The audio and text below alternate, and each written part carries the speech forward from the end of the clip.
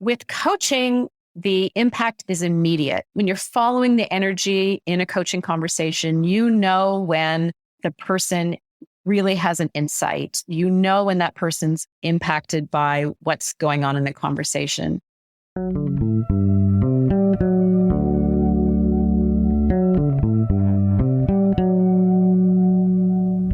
Hello, and welcome to the second episode of At the Mic, a podcast brought to you by Arts Consultants Canada, l'Association des Consultants Canadiens en Art.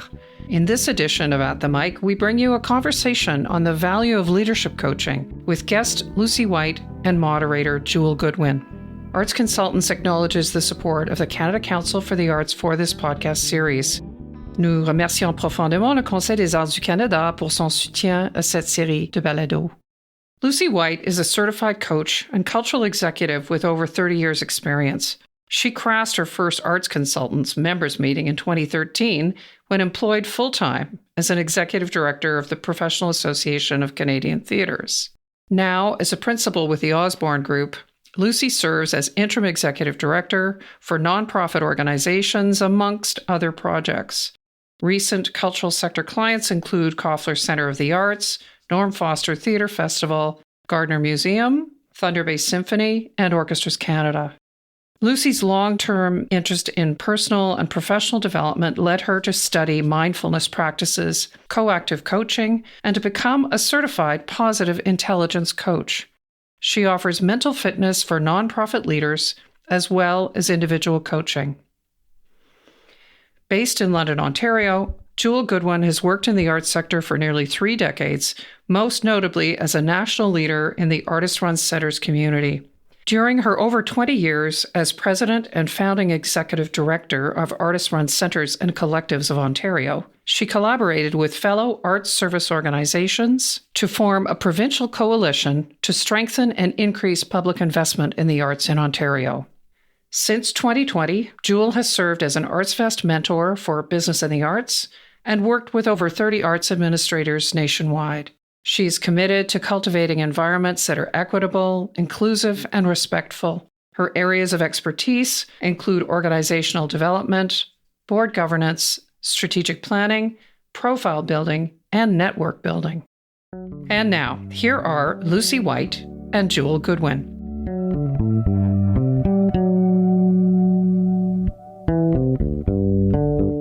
Hello, my name is Jewell Goodwyn, principal of J.R. Goodwyn Consulting. I've been a member of ACCA since 2020. I'm particularly keen about today's topic, leadership coaching. I'll be your host for this episode. Now, I'd like to welcome Lucy White of Lucy White Coaching and Consulting. Welcome, Lucy. Thank you for joining us today to talk about leadership coaching. Thanks, Jewell. I'm excited to have this conversation. I love talking about coaching and consulting. Well, it's a real treat to be talking with you this afternoon. I was just recalling how long we've known each other. Must be going on 20 years. We originally met as leaders in the ASO community, meeting up at Parliament Hill in Ottawa to advocate for a national art community through the Canadian Arts Coalition. And now here we are with different hats on. It's pretty shocking that it's been 20 years since I've known you. And I was thinking about an Arts Coalition meeting that I had with Christina Lowen, who still runs the Association for Opera, and Justin Trudeau when he was a baby MP. And he was so relaxed and laid back. And I don't think he's probably quite the same now as Prime Minister. That is pretty cool. Now, I've been intrigued in following the arc of your career as a consultant, and I find it amazing that you are interweaving 3 different components, all dealing with leadership, perhaps not so incidentally, into your practice as a consultant. Can you begin by taking us on the journey of how your consulting practice evolved into a 3-pronged approach, which includes consulting, interim leadership, and coaching? That's a great question, Jewell. Thank you for asking. Because for many years, I thought my career was completely random. I just went from one job to another. But leadership and professional development for leaders has been a thread all through my career. I was the executive director of the Professional Association for Canadian Theatres. And when that job was coming to an end, I wasn't really sure where I wanted to go next. I was encouraged to think about consulting. And honestly, I didn't really see myself as a consultant until I heard about the Osborne Group, where I could work independently, but within an umbrella. So I have the best of both worlds there. And I get to do consulting projects like strategic planning, working with boards on their governance issues, operational issues, that kind of discrete project. And it was the Osborne Group that identified interim leadership as a possibility. I have many years working in cultural associations. And so I can come into nonprofits of all kinds and work as interim executive director when there's a gap to be filled, often, a pretty short gap. And in that role as interim executive director, there's often a crisis that precipitates my coming in. It might be they can't find someone to replace a vacancy. It might be someone, an executive director becomes ill and has to leave suddenly, somebody resigns. And after I've been there a few weeks, there's usually this moment where staff start to come into the office and ask me, what's going on with this organization? Am I in danger of losing my job? Are we folding? What's going on? And so I found myself having what I conceived of as coaching conversations. And I started to be uncomfortable with that because I didn't have any training and I really didn't know what I was doing as a coach. And I was worried that I might actually be causing more harm than good. Anyway, so at that point, I went out and got some coach training and immediately fell in love with it because it's a completely different dynamic than consulting. And it was so immediate and had such an obvious impact for my clients that I thought, okay, this is not only a great tool to have as an interim leader, but also this is an additional offering that I can have as a consultant. I can add that to my portfolio. And that is probably where my career is moving in future. Well, this is pretty amazing. Do you ever find that you're wearing all three hats at once? Because that's quite a bit of expertise and quite a gift for your client because of the level of skill you bring. How does that work, Lucy? Well, I absolutely do end up wearing all three hats at once. I'll give you an example to illustrate what can happen. I'll be working as an interim executive director and a large project will come up and I might tackle that because I have the expertise. So something like governance work would fall into that category. And the other day, I actually had a conversation with a board chair, and I wasn't really sure what she was trying to learn, or I had this feeling through the conversation there was something underneath the conversation we were having. And so I switched into coach mode to find out what is the real information she wants that is underneath the conversation we're having. And that was incredibly effective. And at some point, we started laughing at when she realized what was going on. I said, yes, I am definitely in coach mode right now. And it was very effective. So I can wear all those hats. The key for me is I need to know what hat I'm wearing and not to confuse the different roles. Especially when I switch into coaching mode, I will most often ask for permission first. When I realize it, the minute I realize it, I'll ask for permission because it is a different kind of relationship than a consultant relationship. Can you tell us about coaching and how you define it differently from consulting? It's a common question. And I think that people do get confused about what coaching is. And they typically confuse it with mentoring, but also it absolutely gets confused with consulting. So here's how I think about it. When I'm hired as a consultant, people are identifying that I have the expertise and the experience that they want to solve a problem that they have. So they're hiring me for my expertise, meaning they're hiring me to come in and solve a problem, to tell them what to do. Now, of course, I'm not doing that without their input and so on. But essentially, I'm being hired for my opinion and my expertise on the problem they have. So it's very problem focused. Mentorship is really similar. Someone's coming to you for your expertise and your experience. They're asking you, what should I do? It's very problem focused, but typically the problem is the other person's career. And so as a mentor, you're often helping them with specifics or generalities, but it's problem focused. In coaching mode, you are focused on the person and you're being hired for your ability to ask questions and to elicit the other person's potential. So you're focused on the person, not the problem. And we often say in coaching, coach the person, not the problem. And so rather than tell people what to do, what I do through active listening and other techniques is find out from them what they think, what their inner wisdom tells them to do, what their personal values are, and how to move forward in alignment with their values. So I'm not being asked for my advice or my opinion. I'm being hired for my ability to see the other person's potential and to bring it out. Can you tell us about different kinds of coaching? Coaching has really exploded in the last, I'd say, 10 years. Certainly it had been around in the for-profit sector for a long time, and we think we have an understanding of executive coaching. But over time, it has expanded to the point where you can find a coach that has a niche, no matter how narrow it is. And I'll often make the joke about, if you're a left-handed bagpipe player, there's probably a coach that can work with you on the specifics of that. Having said that, there's some main areas of coaching that I think are interesting. So the first one would be executive coaching. That's the one that we think we're familiar with. And executive coaching is about working with the most senior individual in an organization.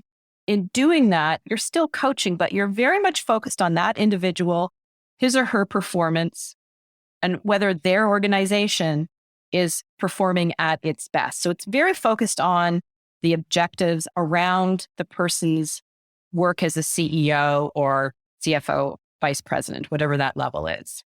When we talk about leadership coaching, which is one of my areas of interest, one of my specialties, what we're really talking about is bringing forward a person's leadership potential or addressing their leadership challenges. Slightly different than executive coaching in that it's less concerned with the organization's performance and, again, focused on the individual. But it also can bring in their team. So the person might be currently a leader, but they also might have aspirations to improve their leadership skills, bring leadership to their team, get promoted, or move into a different phase. And I'm very interested in working with nonprofit leaders who are going through some kind of transition. It might be moving into retirement. It might be getting ready for a new role in their organization. It might be getting ready to switch organizations entirely. Another area that I look at a lot in leadership coaching is the relationship between my client and their board of directors or their staff, because relationships are often quite difficult to navigate. And so we turn our attention to that kind of issue with leadership coaching.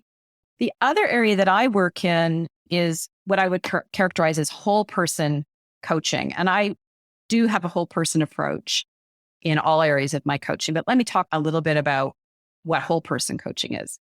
When someone comes to me for one-on-one coaching, I will go through an assessment process with them where we look at all the areas of their life. And the reason we do this is that my belief is that when you're in a coaching session, you really have to be prepared to go where the client leads you, whether that is interest in improving relationships, interest in improving financial situation, health and wellness. We can talk about their physical environment. We can talk about spirituality. There's just nothing that isn't on the table in a whole person approach. So that's my approach with all my clients, whether I'm doing executive coaching, leadership coaching, or just one-on-one life coaching, because I think that's the only way that coaching is really, really effective. You wrote a great article earlier this year titled Strengthen Mental Fitness by Understanding Push versus Pull. Some might be familiar with the phrase push versus pull with muscle training and fitness regimens. Lucy, can you talk about push versus pull and mental fitness training? Mental fitness is a particular kind of coaching, which has as a framework that everyone, just through the process of living and growing up and living, develops certain internal negative voices. This is evolutionary. We are programmed, we're hardwired in a way to be cautious to keep us safe. So as we're growing up, we have moments where as children we're thinking, what do I need in this moment to stay safe? And so those moments where our inner voices tell us to be cautious or other kinds of adaptive behaviors, they get so strong that as adults, we don't need them in the same way, and they actually become counterproductive. So we call those inner voices saboteurs.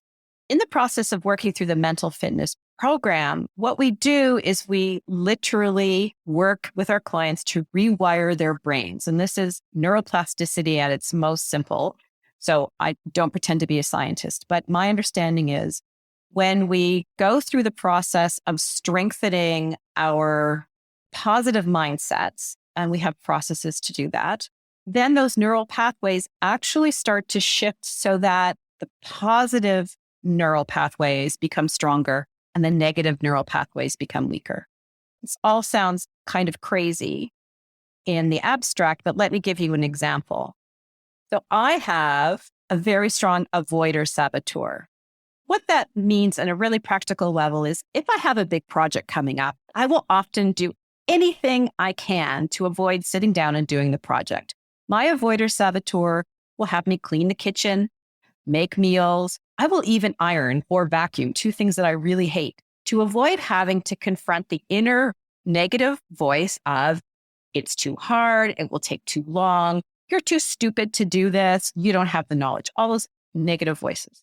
But since I've been practicing mental fitness, what I've found is that I can weaken that negative voice. I hear it still, never really goes away. I can reduce it to the point where I can ignore it and get on with my day because I'm starting to develop positive inner voices that say things like, okay, you've never done this before, but you're smart. You can figure it out.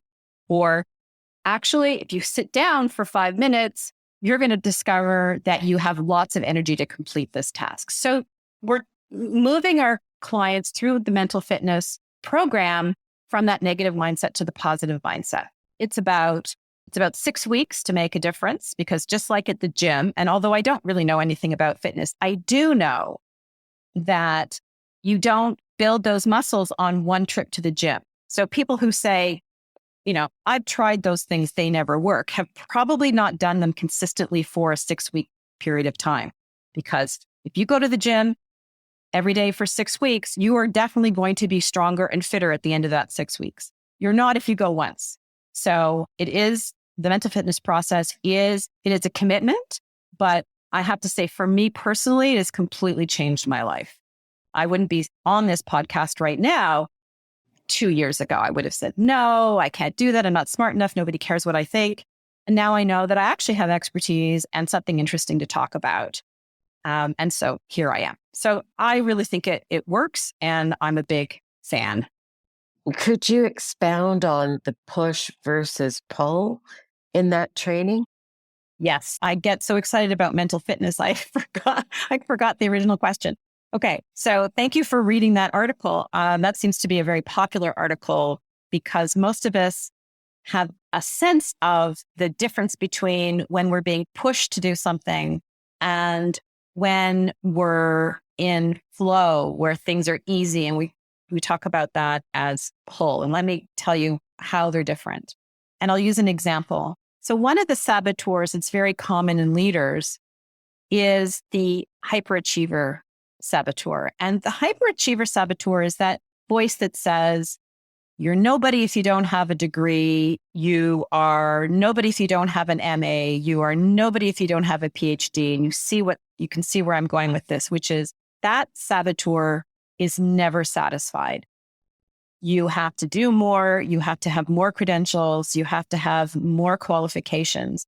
And so it is constantly pushing people who have a strong hypersaboteur, constantly pushing them into greater, more, better achievements. What they fear underneath it is that they're not worthy without those achievements, that they're not worthy just for who they are. So the hyperachiever is telling you, do more, get more credentials, get more qualifications. That's really different, really qualitatively different than sitting down and saying, what do I want to achieve in the next couple of years? Would I like to do a master's in this area that interests me? Would I like to go out and get a credential, like maybe get my HR credential?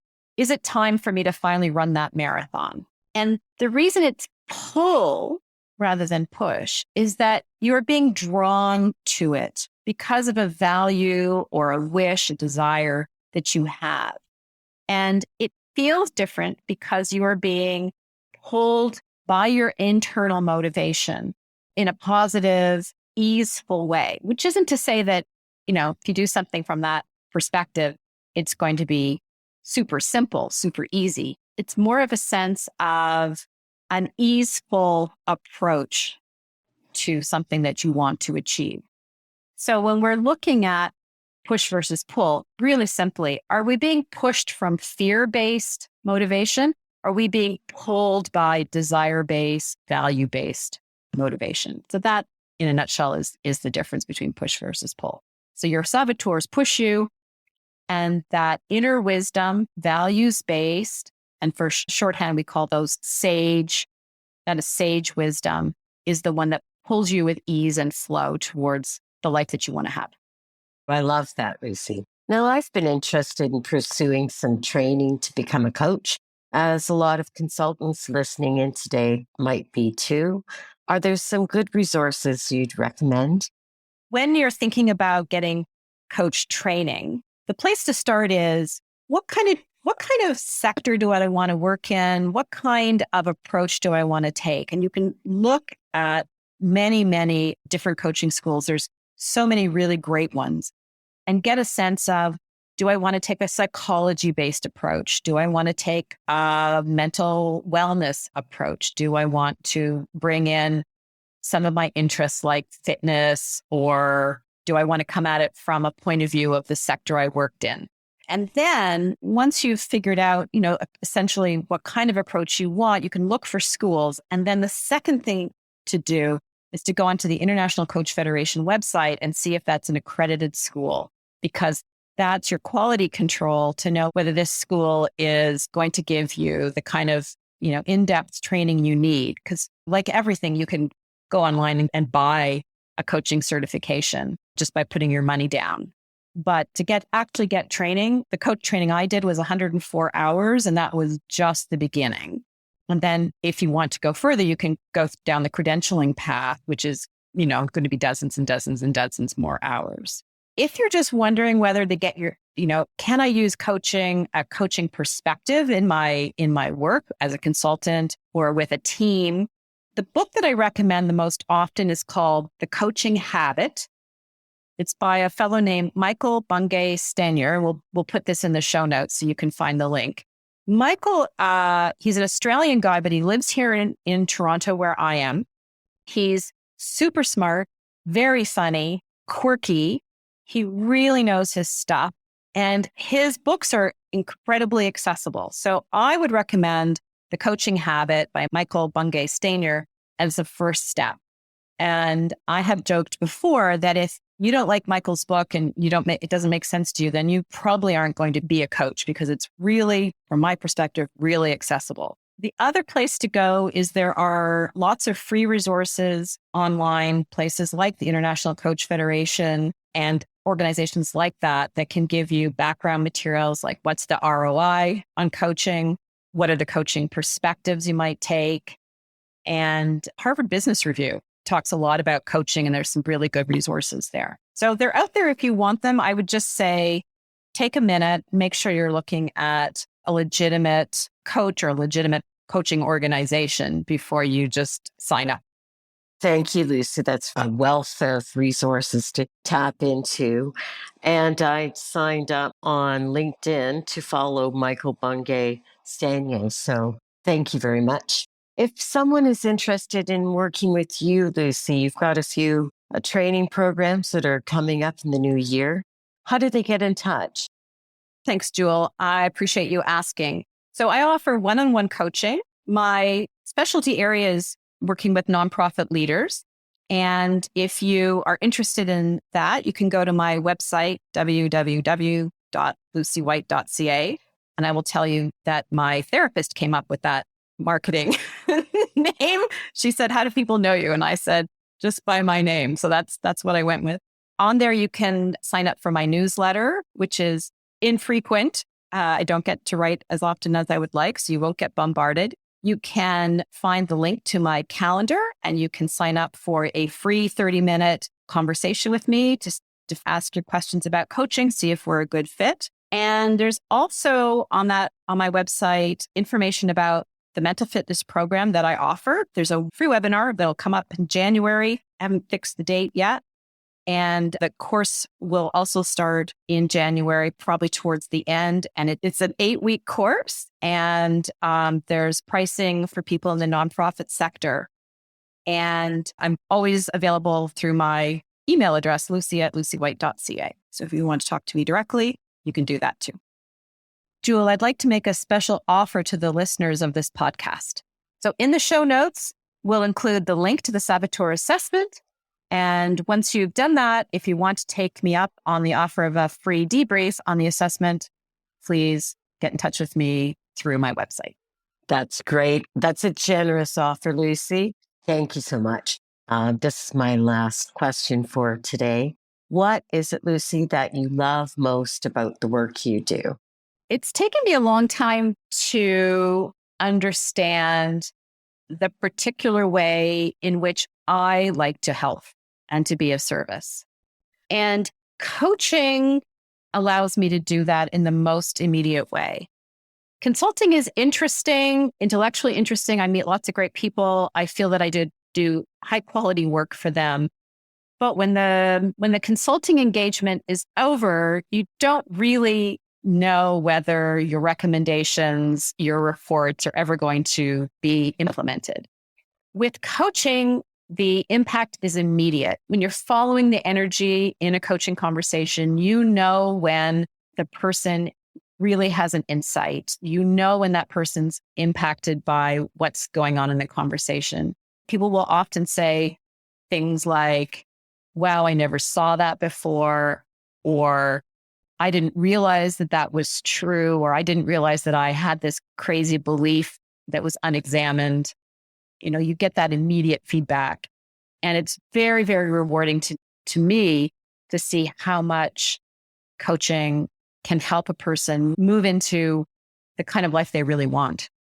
Thank you, Lucy. Thank you again for joining us today on At the Mic and talking with me about leadership coaching. That was wonderful. Thank you. It was great to talk to you. I really enjoyed it.